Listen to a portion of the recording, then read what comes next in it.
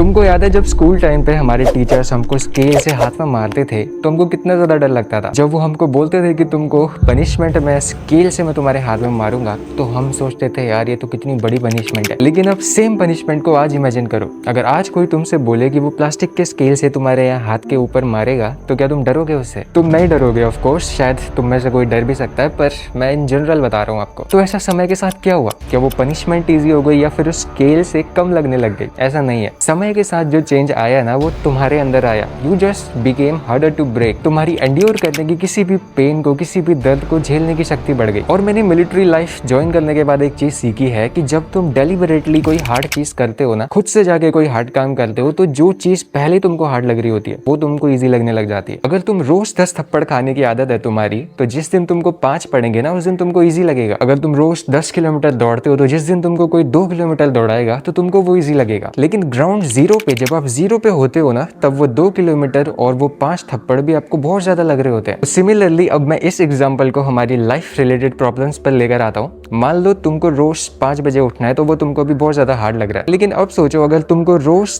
3 बजे उठना पड़े, उसके बाद 3:30 बजे तक तुमको 10 किलोमीटर की रनिंग करके वापस आना पड़े, और फिर अगर कोई तुमको 5 बजे तक सोने दे किसी दिन, तो क्या तुमको वो लग्जरी नहीं लगेगी? तुमको मैं अपनी ट्रेनिंग का किस्सा सुनाता हूँ। जब मैंने पहली बार डिफेंस की ट्रेनिंग ज्वाइन करी थी, तो स्टार्टिंग में वहाँ पे दूसरे इंस्ट्रक्टर्स थे, तो हमारी पीटी 40 मिनट्स की होती थी जो प्रोटोकॉल था। और वो शुरू में हमको बहुत ज्यादा हार्ड लगती थी, क्योंकि हमें घर की आदत थी, और 40 मिनट तक लगातार कार्डियो एक्सरसाइजेस करना, पुशअप्स मारना, क्रंचेस मारना, रनिंग करना, शूट्स मारना, ये हमको बहुत ही ज्यादा लोडेड लगता था। हम लिटरली एक मिनट गिनते थे। एक बड़ी सी घड़ी लगी थी ग्राउंड के बीच में, उसको हम हर 1 मिनट बाद देखते थे कि थैंक गॉड 1 मिनट गया, 1 मिनट गया, अब 39 मिनट्स बचे हैं, एक और मिनट गया, अब 38 मिनट्स बचे हैं, ऐसे। लेकिन फिर क्या हुआ, उस 1 महीने बाद स्टार्टिंग के एक नए इंस्ट्रक्टर हमारे यहाँ पोस्टेड हुए। पुराने वाले कहीं और ट्रांसफर हो रहे थे, तो उनके बदले नए आए, और उन नए इंस्ट्रक्टर ने क्या बोला कि इनकी पीटी अब 1 घंटे की होगी रोज सुबह, क्योंकि जो ओवरऑल बैच का परफॉर्मेंस था वो थोड़ा सा डाउन जा रहा था। तुम यकीन नहीं मानोगे, जब हमने ये चीज सुनी ना, जब हमारे वो 40 मिनट काटने हमको हेल लग रहे थे,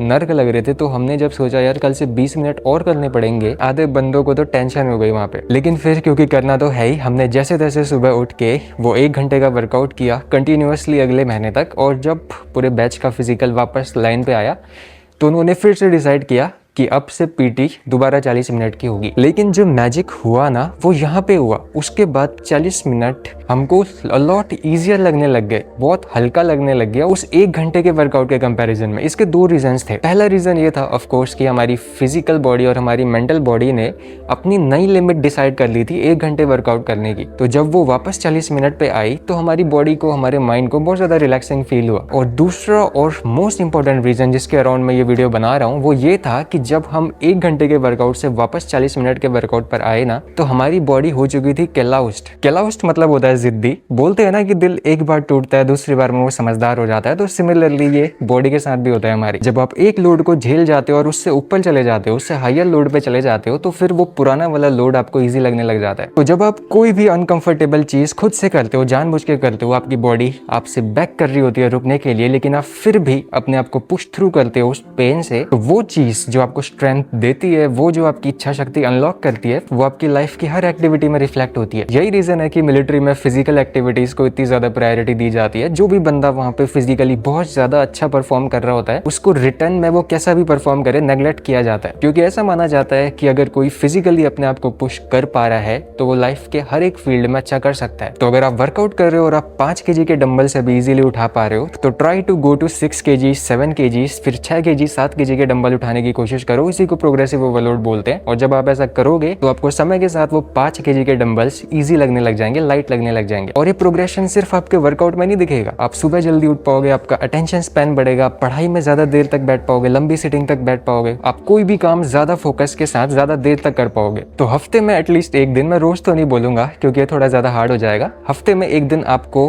कोई भी एक एक्टिविटी ऐसी करनी चाहिए जो आपकी बाउंड्रीज को, आपकी मेंटल लिमिट को, आपकी फिजिकल लिमिट को बिल्कुल ही इलेक्ट्रिक शॉक दे दे। अगर आप 1 किलोमीटर दौड़ सकते हो तो उस दिन 10 किलोमीटर दौड़ो। अगर आप 2 घंटे रोज पढ़ते हो तो उस दिन 8 घंटे पढ़ो। अगर आप 5 केजी के डंबल्स के 10 रेपिटेशंस मारते हो तो उस दिन 50 मारने का ट्राई करो। इससे क्या होगा, जब तुम्हारी बाउंड्रीज को, तुम्हारी मेंटल लिमिट को एक शॉक मिलेगा ना, तो डेली लाइफ एक्टिविटीज, जो और एक्टिविटीज जो तुम डेली कर रहे हो, जो तुमको हार्ड फील हो रही है, वो तुमको ईजी लगने लग जाएंगी। और जब तुम वॉलंटियरली हार्ड चीजें करते हो ना, तो तुम्हारी डिपेंडेंसी मोटिवेशन के ऊपर से भी कम हो जाती है। तुम मोटिवेट होने का वेट नहीं करते, तुम बस उस काम को करते हो क्योंकि वो तुम्हें करना होता है। और यही तो ब्यूटी है भाई हार्ड चीजों को खुद से जा जाके करने की। ये तुम्हारी लाइफ को आसान बिल्कुल नहीं बनाएंगी, लेकिन तुमको जरूर एक इतना हार्ड इंसान बना देंगी कि तुम अपनी लाइफ का कंट्रोल खुद अपने हाथों में लेके सारी परेशानियों को, सारे चैलेंजेस को आंखों में आंखें डाल के फेस कर सको, है ना। तो keep going, keep working hard, क्योंकि याद है ना, मुश्किल वक्त कमांडो सख्त। तो दिस वॉज घोस्ट, मिलते अगली वीडियो में। जय हिंद।